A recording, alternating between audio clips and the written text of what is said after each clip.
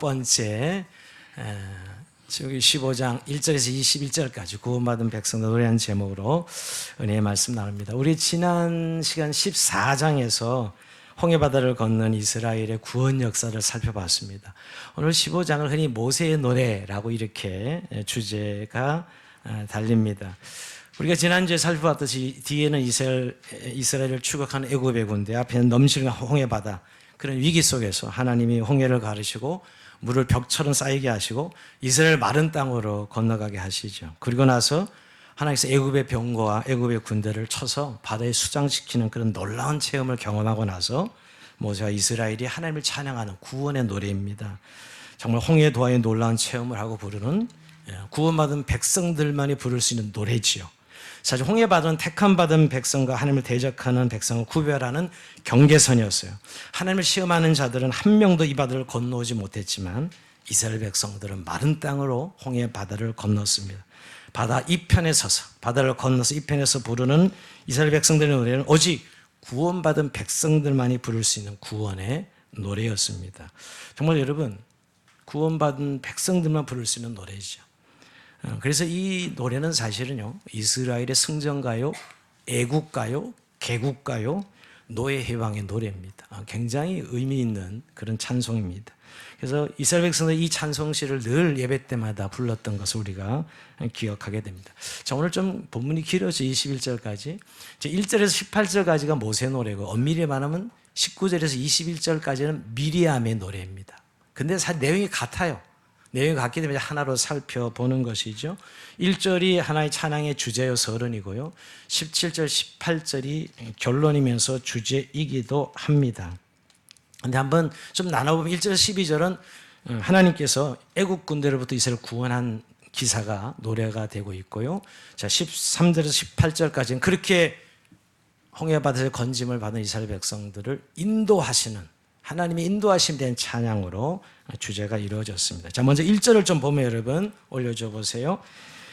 이때 모세와 이스라엘 자손이 이 노래로 여호와께 노래하니 일러스되 내가 여호와를 찬송하리니 그는 높고 영화로우시며 말과 그 탄자를 바다에 던지셨음이로다. 자, 1절이 주제면서 서론인데 미리암이 불렀던 미리암의 노래 21절도 같아요. 한번 올려줘 볼래요? 미리암이 그들에게 화답하여 이르되 너희는 여호와를 찬송하라. 그는 높고 영화로우시며 말과 그 탄자를 바다에 던지셨음이로다 하였더라. 같이요, 여러분? 1절이나 21절이 같은 주제예요. 자, 여기서 여러분 우리 1절을 딱 고백을 들어보면서 하나님이 어떤 분인지를 이제 알게 되었다는 것이에요. 즉 하나님의 위대하심을 발견한 것이죠. 오늘 이것이 그들이 오늘 부르는 찬송의 이유입니다. 사실 지금까지 이스라엘 백성들은 애굽에 살면서 애굽의 우상들, 신들을 보았고 신적 권세인 바로를 보면서 살았습니다. 그들의 권세는 절대적이었어요. 애굽에서 그들이 살면서 본 애굽의 우상들과 애굽의 신들과 바로의 권세지요. 근데 자신들이 섬기는 하나님께서 애굽의 신들을 또 그 신적 존재인 바로와 애굽의 군대를 완전히 바다에 수장시키는 걸 보면서 그들은 와, 우리 하나님, 진짜 하나님, 나의 하나님 위대하심을 찬양하는 것이죠. 여러분, 그들의 눈앞에서 이루어진 애굽의 바로의 병과 마병을 괴멸시키시는 하나님을 보면서 그들은 하나님의 위대하심을 새롭게 발견하면서 강격적인 구원의 찬양을 부르는 것이 오늘 우리가 읽은 출애굽기 15장입니다. 사실 여러분 10가지 재앙을 보면서도 이스라엘은 하나님의 능력을 체험은 했어요. 여러분 잘 알고 그래서 10가지 재앙을 지금 지나왔으니까. 근데 그 10가지 재앙은 자신들의 위기가 직접적으로 온 건 아니었어요. 그 10가지 재앙은 자신의 직접 위기가 온 건 아닙니다. 근데 지금은 직접적으로 뒤에서는 애굽의 군대가 막 쳐돌아 죽이려고 그러고 앞에서는 홍해 넘실 홍해바다 이런 위기에서 사실 하나님의 구원을 목격했을 때는 전혀 다른 것이죠. 그 10가지 재앙과는 질적 차원이 다른 찬송이 터지는 것이었어요. 여러분, 사람이 아무리 어려도 자기가 직접 당한 것이 아니면 고난이 아닙니다. 남이 당하는 고난은 자기 당하는 감기만도 못하다고 하는 이야기가 그거지요. 그러니까 이렇게 직접적인 위협을 당할 때 다른 도움이 받을 수 없을 때 하나님의 도우심으로 그 어려움에 빠져나올 때 이런 찬송이 터져 나오는 것이죠. 여러분, 이론적인 신앙을 가진 사람들은 찬송 부를 일이 별로 없습니다. 그것은 모두 자신과 상관없는 다른 사람의 이야기일 뿐이기 때문이죠. 그러나 막상 자신이 어려운 역경에 빠져서 씨름하다가 믿음으로 헤어나오게 되고 또 하나님의 건지심을 받았을 때 놀라운 찬송이 터지죠. 바로 오늘 이 이스라엘이 부린 찬송이 바로 그런 찬송입니다. 그래서 오늘 모세는 여러분 본론으로 들어가면서 애국 군대와 싸우시는 하나님을 용사라 이렇게 고백합니다. 3절 올려줘 볼래요? 여호와는 용사시니 여호와는 그의 이름이시로다. 자, 모세와 이스라엘은 용사신 하나님을 고백하고 있습니다. 하나님의 이름이 용사셔요. 사실 이건 구약에 나타난 제2 성자 예수 그리스도를 의미하기도 합니다. 자, 근데 애국 군대와 싸우시는 용사신 하나님이 애국 군대를 어떻게 하셨죠? 자, 4절 5절에 보면 이런 말씀입니다. 그가 바로의 병과 그의 군대를 바다에 던지시니 최고의 지휘관들이 홍해에 잠겼고 깊은 물이 그를 덮으니 그들이 돌처럼 깊음 속에 깔아 앉았도다. 자, 하나님이 이스라엘을 그토록 집요하게 쫓던 애국 군사들을 바다에 던지셨어요. 마치 덩치 큰 씨름 선수가 이렇게 쑥 집어 던질 때 가끔 있죠. 한편이 너무 힘이 센 씨름 선수들, 뭐 일본의 스모들 보면 그런 이런 덩치가 들어서 던지죠. 근데 씨름 선수가 아무리 힘이 세도 던지는 건 한계가 있으나 하나님은 마치 용사가 돼서 애국 군대를 덜썩 들어서 바다에 던져버리는 이런 일을 행하셨다는 것이에요. 그래서 애국 군대가 돌처럼 홍해 바다에 가라앉았다. 뜨지 못하도록 돌처럼 가라앉혔다. 이렇게 표현하고 있지요. 그래서 그 하나님의 능력을 6절에서 이렇게 고백합니다. 6절 볼까요? 여호와의 주의 오른손이 권능으로 영광을 나타내시니이다. 여호와의 주의 오른손이 온수를 부수시니이다. 오른손이 두 번이나 나와요. 주의 오른손. 여러분이 신인 동형적 표현이죠. 하나님의 몸이 없으신 분인데도 불구하고 그 역사를 보니까 인간의 모습에 비춰서 설명하는 겁니다. 오른손은 이 강한 힘, 전능성을 하나님이 전능하심을 말씀하고 이 전능하신 하나님이 이스라엘 백성들을 물리치고 부서뜨려 버리셨다라고 말씀하고 정말 그의 능력이 그들 눈앞에 생생하게 보여졌기 때문에 찬송도 생생한 거예요. 그 목격한 자들이 모세의 입에서 나오는 생생한 찬송이죠. 그래서 모세는 정말 주께서 주의 큰 위엄으로 주를 거스른 자를 엎으시니이다. 주께서 진노를 바랐으니 그 진노가 그들 지푸라기 같이 사르리라. 7절에 보면 아예 표현을 보면 거스른 자를 엎으시고 이 지푸라기 같이 사르시나이다 이렇게 합니다. 여기 이제 좀 주목해볼 단어는 그 진노가 그랬어요. 진노가 하나님 진노를 바라시니 자 애굽이 망한 것은 하나님의 진노 때문이란 것이죠. 즉 하나님을 대적하는 하나님의 백성들을 망하게 하고 하나님의 백성들을 대적하는 이 애국 군대를 하나님 진노하사 소멸시켰다는 말씀입니다. 그래서 그 장면을 좀 더 리얼하게 모세는 고백해요. 8절에 보면 주의 콧김에 물이 쌓이되 파도가 언덕같이 일어서고 큰 물이 바다 가운데 엉기니이다. 자, 주의 콧김으로 물이 쌓였다. 야, 콧김이 얼마나 세면 콧김만 보니까 물이 벽처럼 딱 쳐지는 거죠. 예, 근데 여러분 콧김은 일종의 하나님의 숨결, 하나님의 바람입니다. 이 콧김이 창세기에 보면 사람에게 들어가면 사람을 살아내게 하는 생명의 근원이 되지만 자연의 이 콧김이 불면 자연이 움직이고 순종하는 능력의 근원이 됩니다. 정말 하나님의 콧김을 한번 부으니까 물이 쌓이고 파도가 언덕같이 쌓였다라고 고백하는 것이죠. 그리고 큰 물이 엉기는데 마치 단단한 물건을 쌓듯이 쌓여졌다 이렇게 표현하고 있는 거예요. 대단한 하나님의 능력을 오늘 묘사하고 있습니다. 그리고 대적들이 하는 말을 9절에 이렇게 소개하고 있습니다. 원수가 말하기를 내가 뒤쫓아 따라잡아 탈취물을 나누리라. 내가 그들을 말미암아 내 욕망을 채우리라. 내가 내 칼을 빼리니 내 손이 그들을 멸하리라 했으니 이 말은 애국 군사들의 말입니다. 인용한 거죠. 애국 군사들의 이야기예요. 애국 군사들이 저 이스라엘 백성들이 가지고 있는 금은 보화를 뺏으려고 그냥 달려왔다는 거예요. 우리가 잘 아는 대로 이스라엘 백성들이 출애굽할 때 하나님이 하신 일이지만 애굽의 모든 금은 보화를 가지고 나오게 했어요. 애굽에서 큰 재물을 가지고 나오게 했다고. 그걸 가지고 가는 것이 너무 아까워서 그때는 어쩔 수 없이 줬지만 우리가 다시 뺏어 오리라 하는 마음으로 이스라엘 백성들을 달려갔다는 것이지요. 그리고 더 이 바로의 입장에 이 수많은 노예들을 놓치고 있는데 다시 노예를 빼앗아 오리라, 노예를 다시 얻어오리라 하는 마음으로 그들은 아무것도 보이지 않고 오직 이스라엘 백성 탈취면 다시 빼앗으려고 칼을 빼고 이스라엘을 멸하려고 달려왔다는 것이에요. 근데 어떻게 되지요? 10절에 볼까요? 주께서 바람을 일으키시며 바다가 그들을 덮으니 그들이 겉새물에 낫같이 잠겼나이다. 그렇게 달려온 애국 군대에 하나님이 바람을 일으키십니다. 그 바람 때문에 금방 바다가 달려온 애국 군대를 덮어서 보이지 않게 하신 것이죠. 모두 물에 수장시켜버릴 것입니다. 여러분 인간의 욕망이 하나님의 진노 앞에 얼마나 보잘것없는 것인지 그 뭔가를 얻으려고 달려왔지만, 뺏으려고 달려왔지만 하나님 후 한번 바람 부니까 다 바닷물에 수장됐다는 것이죠. 이것이 하나님을 대적하는 것이 얼마나 어리석고 부질없는 것을 보여주고 있습니다. 여러분, 하나님이 하나님의 백성 보내라고 했을 때 깨끗이 보냈으면 이런 일이 없잖아요. 그 어찌하든지 안 보내려고 끝까지 미련을 가지고 달려드는 그들의 욕망, 그게 얼마나 부질없나. 그것이 하나님을 대적하는 일인지 모르고 말이에요. 그럴 때 하나님 한번 후 불면 다 끝나버립니다. 여러분, 이것을 통해서 우리가 교만하여 자신의 욕망을 채우는 삶이 얼마나 허망한지를 보여주는 것입니다. 하나님 한번 불면 끝나는 인생들인데, 요즘에 여러분, 저는 우리 이 세상 살아가면서 많은 사람이 욕망을 따라 막 달려가지만 또 한 가지 보이는 게 뭐죠? 숱하게 한 방에 가는 사람들, 후 보니까 그냥 끝나버리는 사람들 얼마나 많습니까? 그래도 그 욕망을 또 달려가는 오늘의 인생들을 보면서 참 교훈을 받지 못한다는 생각을 합니다. 사람들이 아는지 모르는지 한번 후 불면 없어질 그 결과물들을 향하여 그냥 죽는 쪽으로 달려가죠. 인간이 쌓아놓은 욕망의 바벨탑이 지금 여기저기서 무너지는 소리를 우리가 보고 있습니다. 쌓이는 것만 보이십니까? 수없이 무너지는 소리를 보고 있지 않습니까?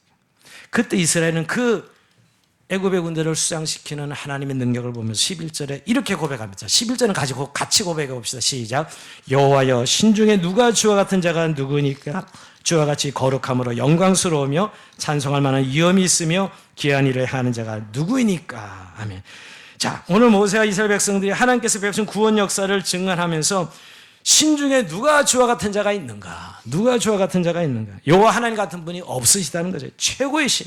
이때까지 애굽에서 수많은 신들을 보고 수많은 우상들을 봤지만 여호와 신 같은 신이 없으시니다. 이렇게 고백하고 있습니다. 이스라엘 백성들이 하나님에 대한 새로운 깨달음이죠. 이제까지 애굽에서 우상을 봐왔습니다. 절대 권력의 우상을 봐왔어요. 그것이 전부인 줄 알았는데 동화 사건을 통해서 애국 군대를 심판하시는 거룩하신 하나님을 새롭게 발견하고 누가 주와 같은 신이 있겠사옵나이까? 누가 주와 같은 신이 있습니까? 이렇게 고백하는 것이죠.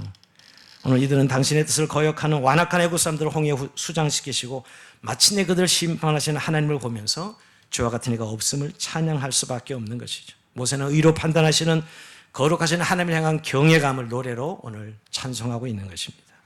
자, 이제 이스라엘은 홍해 도하 사건을 통해서 자신들을 구원하신 여호와 하나님이 어떤 분인지를 확실히 인식하고 고백하는 거예요. 여러분, 신앙은 이거예요. 우리가 새롭게 하나님을 매일 발견하고 고백하는 이게 믿음 생활하고 이게 구원이에요. 우리가 나중에 천국 가는 것만이 구원이 아니라 오늘의 삶 속엔 내가 하나님을 새롭게 발견하는 거죠.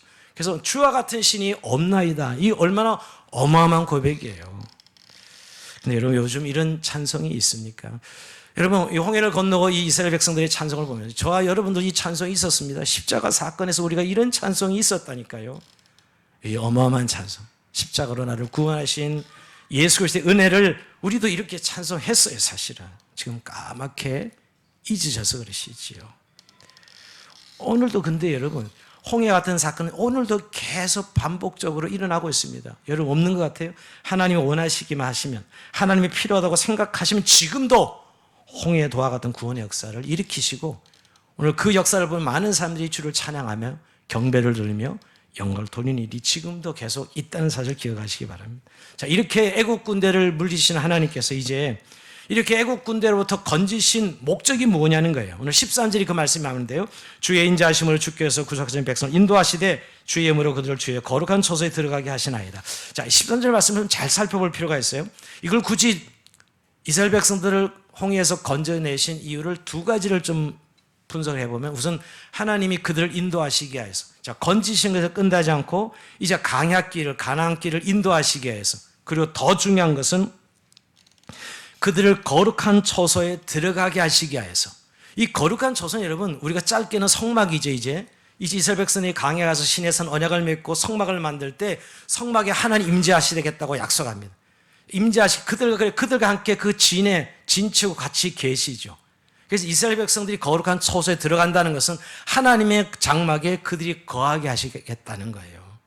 여러분, 홍해를에서 건지신 이유는 단순히 건지신 것으로 끝나는 것이 아니라 하나님을 섬기도록, 영원토록 하나님을 섬기는 하나님의 백성으로 살도록 이제 인도하시겠다는 것이에요. 여러분, 우리는 늘 어디서 건져냄을 받을 때, 어떤 사건에서 구원받을 때는 굉장히 여로하고 한화하지만 이제 목적이 있는 것이죠. 하나님이 그들을 자기 백성 삼으사 인도하시겠다. 그들과 초소 삼아서 함께 하시겠다는 거예요. 이게 성막과 예루살렘 성전을 통해서 성취되는 것을 보게 됩니다. 이제 더 이상 이스라엘 백성들을 애굽의 방식으로 살지 않게 하시겠다. 하나님 백성으로 살게 하시겠다는 거예요. 여러분, 구원받은 하나님의 백성들은 하나님의 백성이 되어서 하나님 백성의 삶으로 살게 하시기 위해서 우리를 홍해에서 건져내셨다고 말씀하고 있는 것이죠. 그런데 여러분, 이것이 우리 자신에게 구원을 가져다주는 홍해의 도하 사건이기도 하지만 주변의 열방, 이방 나라들에겐 굉장히 두려움을 주는 사건이 됩니다. 자, 이스라엘 백성들에겐 구원이지만 열방 나라에는 아주 두려운 사건이 돼요. 자, 14절 이하 볼까요? 여러 나라가 듣고 떨며 블레셋 주민이 두려움에 잡히며 에돔 두령들이 놀랐고 모압 영웅이 떨림에 잡히며 가나안 주민이 다 낙담하나이다. 놀람과 두려움이 그들에게 임함에 주의 팔이 크므로 그들이 돌같이 침묵하여 싸우니 여호와여 주의 백성이 통과하기까지, 곧 주께서 사신 백성이 통과하기까지 였나이다. 여러분, 이거 어마어마한 말씀인데요. 홍해를 건널 때 애국 군대가 수장되고 이스라엘 백성이 구원받는 걸 주변 나라 백성들이 봤다는 거예요. 그 현장을 목격하고 나서 이 다른 나라들이 지금 두렵고 떨고 있는 거예요. 이제는 다시는 우리가 이스라엘을 건드리면 안 되겠구나, 이스라엘에게 덤비면 안 되겠구나 하는 사실을 발견한 거죠. 그 홍해 도하 사건을 이방 나라 사람들이 보면서 이스라엘을 두려워하기 시작했습니다. 도대체 어떤 신이기에, 어떤 신을 섬기는 백성들에게 저런 일이 일어날 수 있을까, 이렇게 생각하는 것입니다. 이건 굉장히 중요해요. 이스라엘 백성은 이제 광야를 거쳐서 가나안 땅에 가는 이 여정인데, 이 여정에 이 사건은 아주 중요한 사건이 되어서 이방 나라들이 감히 이스라엘을 덤벼들지 못합니다. 여러분, 하나님이 우리를 구원하신 사건을 통해서 이방 사람들이, 주변의 사람들이 두려움을 갖게 하신다는 것이지요. 감히 주께서 사신 백성을 건들지 못하도록 하게 하시겠다는 말씀입니다. 아무도 건들지 못하는 하나님 백성이 된 것이지요. 그러면서 여러분, 최종적으로 결국 오늘 이 찬송시의 17절, 18절은 하나님이 왜 이들을 구원하셨는가? 아까도 잠깐 13절에 살펴봤지만 반복적으로 왜 이 백성들을 구원하셨는가? 자, 17절, 18절 말씀입니다. 주께서 백성을 인도하사 그들을 주의 기업에 산에 심으시니이다. 여호와 이는 주의 초소를 삼으시려고 예배하신 것이라. 주여, 이것이 주의 손으로 세워진 성소로소이다. 여호와께서 영원무궁하도록 다스리시도록 하였도다. 자, 여기서 하나님을 이스라엘 주의 기업의 산에 심겠다, 주의 기업의 산에 심겠다 하십니다. 그리고 이것이 성소가 되게 하시겠다라고 말씀합니다. 한마디로 여러분, 결국 이 말씀은 이스라엘 백성들을 하나님이 자신의 소유로 삼으시겠다는 거예요. 삼으시고 이제 그들과 함께 하시며 그들을 다스리겠다는 것이죠. 이제 이스라엘은 하나님의 기업이 되고 하나님의 소유가 된 것이에요. 하나님의 백성이 되었다는 것이죠. 그래서 내가 그들과 함께하며 그들을 다스리며 그들을 인도하시겠다는 것입니다. 그러면서 여러분, 홍해 도하 사건의 이 찬송은 과거에 구원받은 사건을 찬양하는 것이 아니라 미래를 찬양하고 있는 거예요. 오늘 홍해를 건너서 이제 살아났다 해서 끝나지 않냐고, 우리가 십자가 사건에서 구원받았다 끝나는 것이 아니라 이제 그때로부터 자기 백성을 이제 하나님께 인도하시고 어디까지? 천국까지 인도하시겠다는 약속을 말씀하고 있는 것이지요. 주의 기업이 되게 하시겠다는 것입니다. 그래서 이제 하나님과 함께하는 백성이며 하나님의 것이 되며 하나님은 그들의 것이 되는 놀라운 하나님의 백성이 되게 하시겠다는 것입니다. 여러분, 이건 강야 40년 내내 결국 성막에서 하나님 이스라엘과 함께 하시고 가나안 땅에 들어가서 성막과 예루살렘 성전에서 성취됩니다. 그리고 저와 여러분 신약 시대는 예수 그리스도를 통해서 성취되죠. 교회 머리쯤 그리스도께서 여러분 우리를 십자가의 피로 대가를 지불하고 우리를 사셔서 이제 자신의 처소가 되게 하시는 것. 즉 우리 안에 성령을 보내주시고 성령이 우리 안에 내주하심으로 하나님의 것이 되는, 하나님의 성전의 것이 하나님과 함께 거주하게 되는 그런 하나님 백성 되게 하시겠다는 것이 저와 여러분의 성취된 사건이에요. 그러니까 단지 오늘 구약에 끝난 일이 아니라고요. 오늘 우리에게까지 이 엄청난 미래의 약속을 담고 있는 찬양입니다. 여러분, 이 찬양을 그냥 밋밋하게 부를 수 없죠.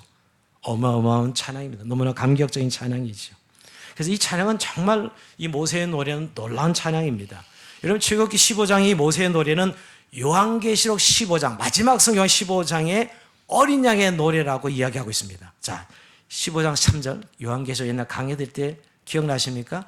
하나님의 종 모세의 노래, 어린 양의 노래를 불러 이르되 주 하나님 곧 전능하신 이시여 하시는 일이 크고 놀라우시도다.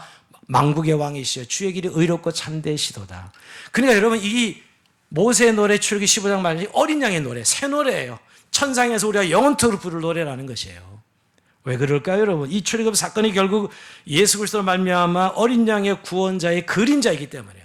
똑같은 사건이에요. 구약의 어린 양의 사건이 모세의 노래, 홍해동화 사건이고 장차 주님이 재림하실 때 어린 양이 오셔서 우리를 구원하시잖아요. 그 피로 깨끗게 하시고 구원하실 어린 양의 노래가 모세의 노래다. 제가 요한계시록 다시 좀 준비하면서 묵상이 되는데 이 15장에 보면 세 가지 세력이 하나님과 인간을 이 세상에 하나님을 믿지 못하도록 하는 세력이 있죠. 붉은 용 마귀가 있습니다. 그 다음에 적그리스도 세력이 있고요. 그 다음에 짐승 세력이 있죠. 자, 적그리스도는 어떤 세력을 통해서 하나님을 믿지 못, 예수 그리스도를 믿지 못하도록 하는 세력. 지금 여러분 오늘 마지막 시대의 영적 전쟁이 치열합니다. 이 적그리스도 세력들이 어찌하든지 하나님을 보이지 않도록, 하나님을 믿지 못하도록 지금 이 세력으로 역사하고 있고요. 짐승은 뭐예요? 사상으로. 이 짐승 사상으로 이 현대인들을 하나님을 믿지 못하도록 하는 이 세력이 말이에요. 근데 어린 양이 이 세력을, 그게 마귀가 붉은 영이 총괄하는데 이 세력을 완전히 꺾으시고 자기 백성들 구원해내는 그런 찬송이 어린 양의 노래죠, 여러분. 이게 새 노래예요. 우리가 영원토록 하늘에 가서 부를 노래입니다. 이게 바로 모세의 노래예요. 그만큼 모세의 노래가 중요한 노래라는 사실이에요. 홍해도화 사건이 단순히 어떤 기사 표적에 초점이 있는 것이 아니라 바로 어린 양이 우리를 구원하신 사건으로 노래되고 있는 찬송입니다. 그러기에 여러분 오늘 우리가 예수 그리스도의 재림 직전에도 또 이 어린 양의 노래, 모세의 노래는 지금도 역사하는 사건이라는 사실을 믿어야 됩니다. 자, 저는 근데 이 200만의 이스라엘 백성들이 함께 이 노래를 부를 때 얼마나 어마어마했을까. 요즘 수십 명이 찬송을 크게 해도 여러분, 와, 그 가슴이 벌렁거릴 정도로 진동하는 걸 느끼지 않습니까? 크게 정말 감격적으로 부르면. 근데 수십 명 중에 한 서너 명 부를 때가 있습니다. 찬송이 찬송 소리가 아니에요. 예, 읊조리는 거죠. 근데 저는 이들이 감격적으로 불렀을 때 어마어마한 찬송이었을 것입니다. 근데 여러분, 오늘도 우리에게 이런 찬송이 있다는 사실을 인지하십시오. 우리를 구원하신 주님 말이에요. 십자가에서 우리를 구원하실 때 그 구원하신 주님은 우리도 이렇게 찬송했어요. 찬송하지 않고 어떻게 구원을 경험할 수 있었을까요? 요한복음 3장 16절에 보면 하나님이 세상을 이처럼 사랑하사 독생자를 주신 이는 저를 믿는 자마다 멸망자가 영생을 얻게 하려 하시며 하나님이 나를 이처럼 사랑하사 여러분 그 사건은 십자가의 사건이 그 사건 아니에요. 그래서 그 아들 예수 그리스도를 통해 나를 구원하신 사건 말이에요. 이 엄청난 구원을 베푸셨기에 우리가 찬송할 수 있었던 거죠. 우리가 우리에게 구원의 찬송이 있는 이유가 이 때문이죠. 여러분. 그러게 여러분 오늘 이스라엘 백성들의 옛날의 찬양이 아니라 오늘 우리를 구원하신 주님을 우리가 이렇게 이스라엘 백성들처럼 찬양할 수 있어야 됩니다. 여러분들 이 찬양이 있습니까? 정말 오늘 이 구원의 찬양이 우리 가슴속을 울리고 있냐고요. 울림이 되고 있냐고요. 지금 내 삶에 정말 이 구원의 찬송이 십자가로 말미암아 구원 찬송이 내 영혼을 울리고 있는지요. 근데 사실은 우리 찬양이 많이 식었습니다. 아니 그냥 예배 시간에 부른 찬송만 해도 한 두세 사람이 부른 찬송 소리도 안 되겠다 하는 생각을 할 때 많습니다. 물론 소리로 찬송을 평가하는 건 물론 아닙니다. 그러나 여러분 너무나 자연스러워요. 내 가슴이 울리고 있으면 소리도 당연히 울려요. 그건 너무나 자연스러운 것이에요, 여러분. 그러면 우리 이 찬송이 있는가? 우리 너무 십자가 사건을 각오를 잊어버리고 살고 있지는 않는가 하는 것이에요. 더군다나 오늘 우리가 이 찬송이 식어버린 것은 우리의 현실에 너무 두려움에 떨고 있지는 않는가. 오늘 우리가 살아가는 현실에 너무 우리가 함몰되어 가지고 그 하나님의 구속의 역사, 구원의 역사를 잊어버리고 살아가고 있지는 않은가 하는 것이에요. 요즘 많은 사람들이 코로나가 장기화되면서 위축되어 있습니다. 아니 뭐 위축된 건 물론이고 두려워서 신앙생활을 제대로 못한 분들을 많이 보게 됩니다. 더군다나 코로나 가져던 자영업자의 위기, 이런 경제의 위기들을 봅니다. 또 우리 여러 가지 상 가운데 우리 학생들이 자기의 진로를 위해서 공부하면서 진학에 실패된 두려움들, 또 우리가 생존 전쟁을 겪으면서 치르는 여러 가지 어려움들을 보면서 사람들이 많이 두려워하고 있습니다. 어떻게 보면 우리의 살아가는 게 늘 홍해의 이 위기 앞에 놓여 있다는 사실을 발견하게 되죠. 근데 여러분 우리가 정말 이 앞에서 이스라엘 백성들이 구원하신 하나님을 정말 찬송하고 있는지요? 여러분 우리가 분명한 것은 하나님께 자기의 백성을 부르시고 자기 백성을 천국까지 인도하시겠다고 우리를 십자가에서 건지신 것이거든요. 우리 홍해에서 건지만 이스라엘 백성들이 하나님 백성의 인도함을 받듯이 십자가에서 우리를 구원하신 주님은 우리가 천국 가는 날까지 우리를 인도하시겠다고 약속하셨습니다. 우리는 하나님의 이 인도를 믿는 사람들이죠. 아무리 우리의 앞에 고난이 많고 미래가 불확실하다 하더라도 우리가 믿는 것은 여러분 그 아들 예수 그리스도를 통해서 십자가로 우리를 구원하신 하나님이 우리를 그냥 내버려 두신다고 있을 수 없는 일이죠. 있을 수 없는 일입니다. 우리가 구약의 인물들을 보면 여러분 우리가 저는 아브람 그 아들 이삭을 바치라고 했을 때 얼마나 두려움과 놀람이었겠어요. 그러나 그는 하나님을 경외하게 그 말씀을 읽고 모리아산에 가감하게 올라가서 그 아들을 잡으려고 준비합니다. 결과는 여호와 이레였죠. 하나님이 어련히 아시고 여호와 이레에 준비된 것들로 하나님의 제사를 드립니다. 여러분 오늘 모세가 수없는 어려움에 광야 40년 길을 가지만 그가 그 하나님 말 순종해 갈 때 여전히 모세를 통해 역사하시고 인도하시고 그 길을 인도하신 하나님 말이에요. 우리 이미 성경이 이미 우리를 증언하고 있어요. 우리의 삶이 어떤 어려움이 있다 하더라도 동일하게 오늘 모세의 길을 인도하시다 하나님 우리의 길을 인도하지 않겠냐는 것이. 여러분 바울 사도도 우리가 사도행전에 수많은 전도행소의 어려움을 보지만 여전히 그 앞에 신실한 동역자 후원자를 붙여주셔서 그 길을 가게 하시는 하나님 말이에요. 그게 오늘 우리가 가진 특권과 영광 아니냐 말이에요. 오늘 여호수아 모세의 뒤를 이어서 도저히 찌질이 여호수아가 어떻게 내가 가나안을 정복하고 가는 땅을 이스라엘 백성 인도하실까 고민했지만 하나님은 그렇게 말씀하죠. 모든 걸 다 준비해놓고 요단강을 가르고 여리고성을 무너뜨리는 방법을 다 준비해 놓으신 하나님께서 여호수아에게 신명기 31장 8절에 이렇게 말씀합니다. 여호와 그가 내 앞서 행하시며 너와 함께 하사 너를 떠나지 아니하시며 버리지 아니하시리니 너는 두려워하지 말라 놀라지 말라라고 합니다. 여러분 정말 삶의 현장 속에서 오늘 이렇게 말씀하신 이 말씀으로 우리가 그 어떤 어려움과 고난의 현장을 돌파해가는 것이 그리스도인이 아니겠어요? 근데 우리는 신앙이 너무 이론화되었어요. 그 앞에서 질려서 떨고 있으면서 믿음이 좋다고 생각합니다. 그 앞에 그냥 아무것도 하지 못하며 떨며 두려움에 사로잡혀 있으면 그 현실에 함몰되어 있으면서 우리는 믿음으로 산다고 고백하는 건 아닙니까? 오늘 이 찬송을 주신 이유는 우리가 정말 주님의 구원하신 역사를 찬송할 때 모든 마귀의 괴계가 떠나가고 여러분 한 길로 왔다 7길로 도망가는 마귀의 역사를 우리는 날마다 체험하게 될 것입니다. 정말 확실히 우리의 걸음을 인도하신 하나님 오늘 이 찬송을 우리가 같이 부르면서 여러분 와 나의 길도 나의 구원을 베푸신 하나님께 나의 길도 이렇게 인도하시는 걸 확실하게 우리가 알고 고백하며 나가야 될 것입니다. 자 말씀을 마무리하면서 여러분 이 찬송에서 주목해야 될 것은 이상하게 나의 하나님으로 고백하고 있다는 거예요. 분명히 이 노래는 여러분 주제가 모세와 이스라엘 백성들입니다. 우리입니다. 우리의 노래, 우리의 힘, 우리의 하나님이래야 되는데 오늘 나의 하나님, 나의 노래, 나의 힘, 나의 하나님. 자 2절 같이 읽어봅니다. 같이 읽어봅시다. 2절 시작. 여호와는 나의 힘이요 노래시며 나의 구원이시로다. 그는 나의 하나님이시니 내가 그를 찬송할 것이요 내 아버지 하나님이시니 내가 그를 높이시로다. 아멘. 여기 모두 찬송이 1인칭입니다. 이는 집단의 체험을 우리라 하지 않고 1인칭 나의 체험으로 표현하고 있어요. 분명히 이스라엘의 민족적 체험입니다. 그런데 홍해를 건너고 구원을 경험한 이스라엘 백성들은 이 사건을 받아들일 때는 개인적 사건, 개인적 체험의 사건을 받아들여요. 분명히 공동체의 체험인데도 불구하고 받아들일 때는 나의 힘, 나의 노래, 나의 하나님 이렇게 고백하고 있는 것입니다. 여러분 이게 너무너무 중요해요. 내 하나님, 나의 하나님을 고백하지 못할 때 늘 나의 아버지의 하나님, 내 어머니의 하나님 그렇게 고백하는 것은 그건 조금 지나면 잊혀지는 하나님이죠. 여러분 내 아버지 하나님, 내 어머니의 하나님이 아니라 내가 만난 하나님, 나의 삶가운데 구원을 베푸신 하나님, 나의 하나님이지요. 여러분 오늘 나의 힘이요 나의 노래요 나의 구원이시다. 여러분 이런 정말 나의 하나님으로 고백하고 있으신지요? 종교개혁자 마틴 루터는 여러분 그리스도인의 삶은 소유대명사로 구성된다 이렇게 말한 적이 있습니다. 소유대명사로 구성된다. 나의 소유대명사죠. 거기서 결정된다는 거예요. 정말 우리가 험악한 세상을 살아가면서 하나님은 나의 능력이요 나의 백이십니다. 정말 속된 말로 나의 백이세요 라고 이렇게 고백할 수 있다면 우리의 삶에 뭔 두려움에 사로잡힐 이유가 어디 있습니까? 왜 이렇게 힘들다 소리를 입에 달면서 살아가야 될까요? 정말 나의 백이요 나의 노래입니다. 여러분 우리가 그저 나의 백 그러면 좀 돈 있는 사람이 나의 백이 되어주고 우리 부모가 나의 좀 백이 되어주고 이럴 수 있겠죠 여러분. 그러나 하나님만이 나의 백이십니다. 아니 죽음의 직전 죽음의 위기 어떤 상이 오더라도 하나님 나의 백이십니다 라고 고백할 수 있다면 우리 정말 그 믿음으로 승리할 수 있을 것입니다. 여러분 우리가 사실 십자가를 믿고 이미 우리는 나의 하나님이라고 고백했던 자들인데 문제는 지금 내 삶의 현장에서 하나님을 나의 하나님으로 나의 노래로 나의 힘으로 고백하고 있는지요. 너무 형식화되는 우리의 고백, 그저 찬송 가사로 읽혀지는 문자로 된 고백이기 때문에 우리의 삶에는 역사하지 않습니다. 이게 문제지요.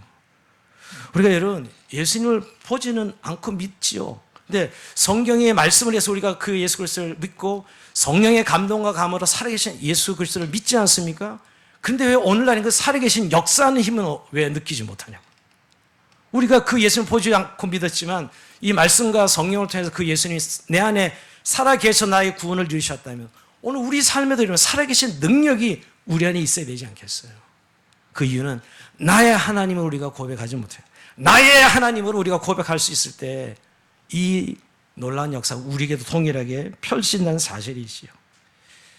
근데 저는 이런 생각을 해봤습니다. 왜 나의 하나님을 분명히 고백하고 있는데도 내게 힘이 없지?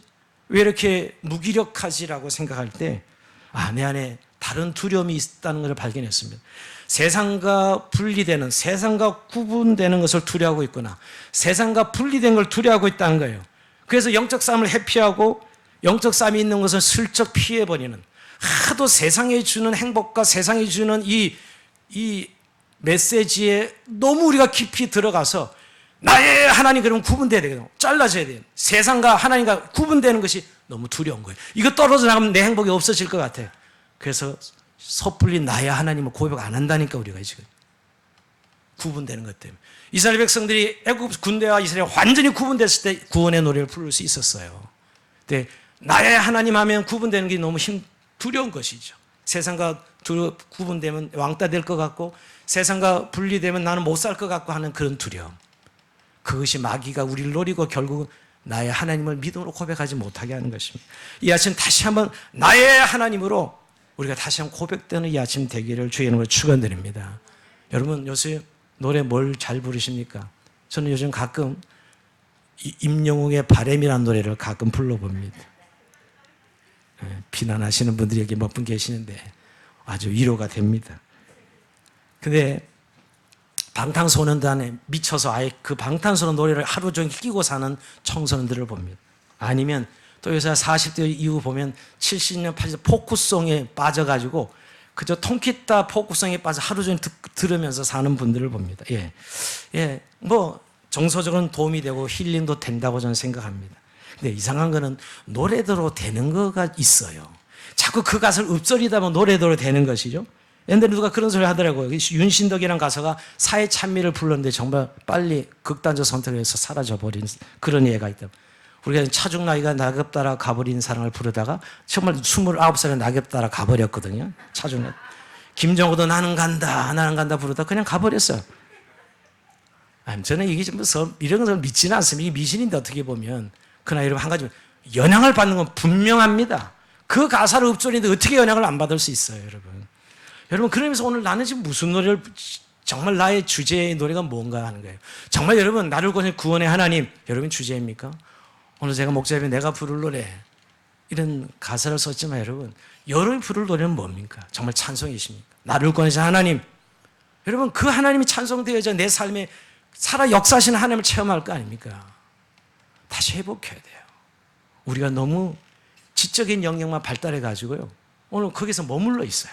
정말 고백되어야 될 찬송.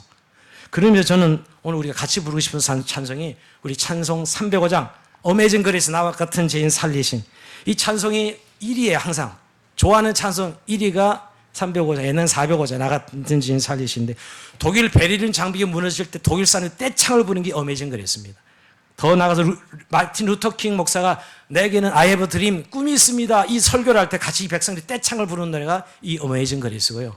제가 정말 어메이징 그레이스를 감동 있게 본 동영상은 2015년 오바마 대통령이 총기 사고로 희생자 장례식에 참석해서 추도사를 하다가 갑자기 추도사를 멈췄다가 갑자기 Amazing Grace 이렇게 시작하는데 조용하게 첫 마디 시작하는데 두 소절째 할 때 전부 다 목사들 하면 그 참여 모든 그 장례식 참여 일어나가지고 떼창을 부르면서 완전히 장례식이 감동의 장례식으로 바뀌어버립니다. 이 찬송하라가 이 어마어마한 힘이 있다는 사실 그때 봤어요. 참 오바마 대통령이 대단한 연설가죠, 여러분. 근데 저는 그걸 봐서 한번 보고 싶은데 시간이 없어서 각자 유튜브 들어가면 보고 있습니다. 여러분, 찬송의 능력을 아십니까? 여러분 정말 찬송을 다시 회복하십시오.